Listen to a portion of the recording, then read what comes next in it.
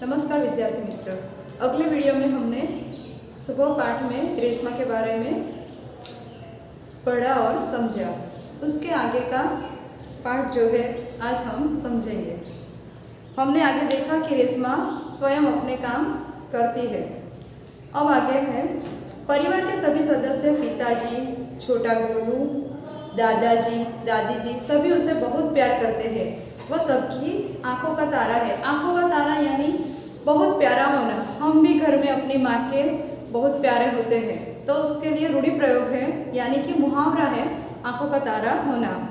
माँ ने रसोई घर में सारे बर्तन, डिब्बे, बोतलें नीचे उतारकर साफ कर दिए थे। उन्होंने रेशमा को आवाज़ दी, रेशु, अगर तूने नाश्ता कर लिया हो तो काम में मेरा हाथ बटाओ। माँ ने रसोई घर में सारे डिब्बे, बर्तन उतार दिए थे, क्योंकि दीपावली का त्यौहार है। दीपावली का त्यौहार का अच्छी तरह आनंद लेने के लिए सभी के घरों में दीपावली के त्यौहार से पहले ही 15-20 दिनों से पहले अपने घर की साफ सफाई कर लेते हैं लोग। सारे बर्तन धो के सारे घर को साफ करके अच्छी तरह सजा के रखते हैं। दीपावली के त्यौहार के बारे में हम सभी जानते हैं और अच्छी तरह उसे मनाते भी हैं। रेशमा के घर में भी दीपावली के त्योहार के अगले दिनों की अच्छी तरह से तैयारी हो रही थी। इसीलिए माँ ने रसोई घर के सारे डिब्बे, बर्तन सब उतार के साफ करके रख दिए थे। उसने रेशमा को आवाज़ दी, रेशु, अगर तुमने नाश्ता कर लिया हो तो मेरा हाथ बटाओ, यानी मेरे काम में मदद करो। रेशमा ने कहा, हाँ माँ, मैंने नाश्ता कर लिया है। दूध का मेवे वाला दलिया बहुत अच्छा बना है। दूध का मेवे वाला दलिया, दूध की बनी हुई जो रसोई है उसे दलिया कहते हैं। माँ मैं हाथ धोकर अभी आती हूँ, रेशमा ने कहा। रेशमा अपनी कुर्सी को धकेलते हुए रसोई घर में पहुंची। रेशमा माँ को बर्तन डिब्बों पर लेबल लगा लगा कर पकड़ाती गई और माँ उसे व्यवस्थित ढंग से सजाती गई। रसोई घर फिर से चमचमाने लगा। पिताजी दफ्तर चले गए। माँ को लड्डू बनाने के लिए कुछ जरूरी सामान चाहिए था। घर के सभी सदस्य अपने अपने काम में लग गए थे। रेशमा के जो पिताजी थे वो भी अपनी नौकरी चले गए थे। घर में और कोई नहीं था, सिर्फ माँ, गोलू और रेशमा थी। और माँ को दीपावली के लिए लड्डू बनाने थे और लड्डू बनाने का जरूरी जो सामान था वह घर में नहीं था। गोलू तो बहुत छोटा है। दादाजी बहुत बुजुर्ग है, यानी बहुत ही उम्र लायक हो गए हैं वो लोग। अब सामान लाए कौन? माँ परेशान थी। रेशमा ने माँ कहा, सामान मैं ले आऊँगी। रेशमा ने क्या कहा कि सामान मैं ले आऊँगी। पिताजी दफ्तर, बस आप मुझे सामान की लिस्ट और एक थैला दे दीजिए। पिताजी तो थे नहीं घर पे। अब गोलू भी छोटा था। दादाजी और दादी जी भी सामान ला नहीं सकते थे। तो रेशमा ने कहा, आप मुझे थैला दे दीजिए और सामान की लिस्ट दे दीजिए, मैं ले आऊँगी। तुम ले आओगी अकेली? माँ ने पूछा। हाँ माँ, एक बार पहले भी तो लाई थी। रेशमा की आवाज़ में दृढ़ता थी। रेशमा ने एक बार सामान लाया होगा कोई बार, इसीलिए रेशमा अपने पूरे आत्मविश्वास के साथ कहती है, हाँ माँ, मैं ले आऊँगी। तो ठीक है, तुम ही ले आओ, लेकिन ध्यान से जाना, सारा सामान नुक्कड़ वाली दुकान से ही मिल जाएगा। थोड़ी देर बाद रेशमा सारा सामान लेकर लौटी। उसने गोलू को आवाज़ दी, गोलू, ये लो, तुम्हारे लिए टॉफ़ी लाई हूँ। टॉफ़ी यानी चॉकलेट। रेशमा अपने भाई के लिए टॉफ़ी लाई थी। गोलू टॉफ़ी पाकर खुशी से उछलने लगा। कुछ ही दिन बीते थे। एक दिन शाम को रेशमा का घर दियों से झिलमिल प्रकाश में जगमगाने लगा। पूरा मोहल्ला जगमगा रहा था, जहाँ रोशनी ही रोशनी थी। कुछ ही दिन बीते थे कि दीपावली का त्यौहार आ गया। रेशमा का घर भी एकदम दियों से जगमगाने लगा। जहाँ देखो वहाँ बस रोशनी ही रोशनी दिखाई दे रही थी। क्या जमीन, क्या आसमान। दादी जी ने बताया कि दीपावली अंधेरे पर उजालों की जीत का त्यौहार है। दादी जी ने पूरी दीपावली की जो कहानी है वो बताई और कहा, अंधेरे पर उजाले की जीत का त्यौहार है। बुराई पर अच्छाई और असत्य पर सत्य की जीत होती है। इसी दिन राजा रावण को पराजित कर अयोध्या लौटे थे और अयोध्या वासियों ने राम जी का स्वागत करने के लिए अपने घरों दीप जलाकर उनका स्वागत किया था। इसी खुशी में यह त्योहार मनाया जाता है। रेशमा और गोलू बड़े ध्यान से दादी जी के बात सुन रहे थे। कुछ देर बाद सबने मिलकर पूजा की और प्रसाद खाया। गोलू अपने दोस्तों के साथ पटाखे छुड़ाने में लग गया, मग्न हो गया। रेशमा अपने दादा दादी के साथ फुलझड़ियाँ छुड़ा रही थी।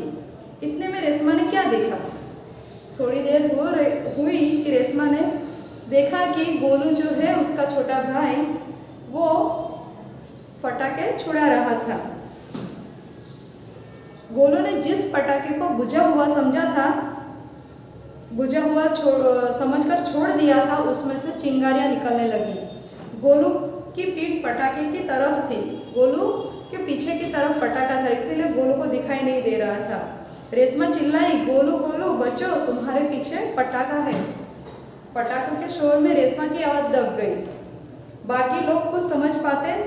सबसे पहले रेशमा जल्दी जल्दी अपनी कुर्सी धकेलती हुई गोलू के पास गई। उसने गोलू को जोर से धक्का दिया और खुद आगे निकल गई। पहिए वाली कुर्सी पर थी, वो एकदम जल्दी से गई गोलू के पास और गोलू को धक्का दे दिया। पटाखे से जलने से गोलू को बचा लिया और उसकी कुर्सी तेजी से आगे निकल गई। धड़ाम, जोर का धमाका हुआ। धड़ाम, एकदम पटाखा फूटा और जोर से आवाज हुई। रेशमा की कुर्सी ने गोलू को जलने से बचा लिया। फुर्ती ने, रेशमा की फुर्ती यानी रेशमा की सूझबूझ ने गोलू को जलने से बचा लिया। गोलू को कुछ समझ न आया कि धक्का किसने दिया और क्यों। गोलू को तो कुछ समझ भी नहीं आया कि उसे धक्का किसने दिया और क्यों दिया।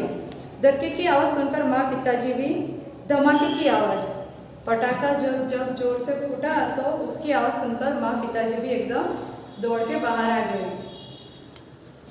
कुर्सी रेशमा के बाहर दौड़े। उन्होंने देखा कि कुर्सी रेशमा के ऊपर थी और रेशमा उसके नीचे।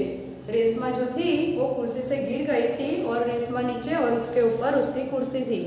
पिताजी ने कुर्सी सीधी की और रेशमा को उस पर बैठा दिया। माँ भयभीत थी, बोली, कहीं चोट तो नहीं लगी रेशू? रेशमा ने उन्हें सारी बात बताई। सब ने रेशमा की पीठ थपथपाई। रेशमा ने बहुत ही अच्छा काम किया था, इसीलिए सभी लोगों ने रेशमा की पीठ थपथपाई, यानी कि उन्हें बहुत सारी शाबाशी दी। गोलू रेशमा के पास आकर नाटकीय ढंग से बोला, दीदी आज तो आपने मेरी जान बचा ली। आपका यह धमाकेदार धक्का मुझे हमेशा याद रहेगा।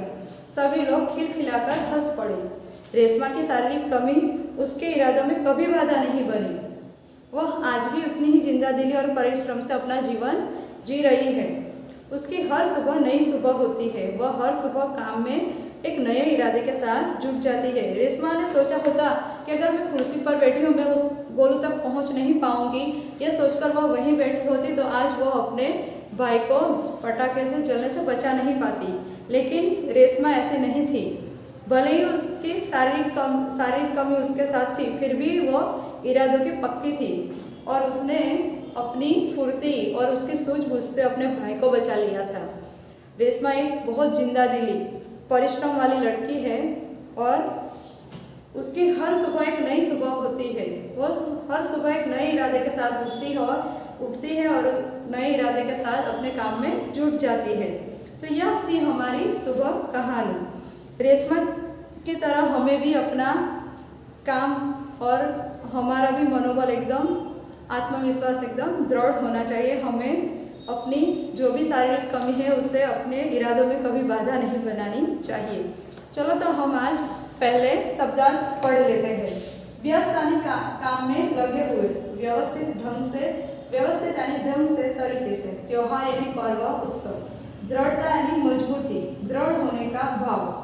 दैनिक यानी दिन भर। जिंदादिली यानी खुश मिजाजी, विनोदी प्रियता। रेशमा एकदम जिंदादिली थी, वो एकदम खुश मिजाज स्वभाव की थी।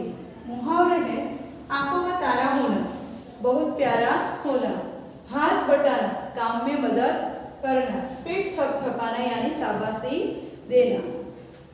यह मुहावरे और शब्दार्थ आप अपनी कॉपी में लिख देना और CW मुझे @W लिखना। नमस्कार।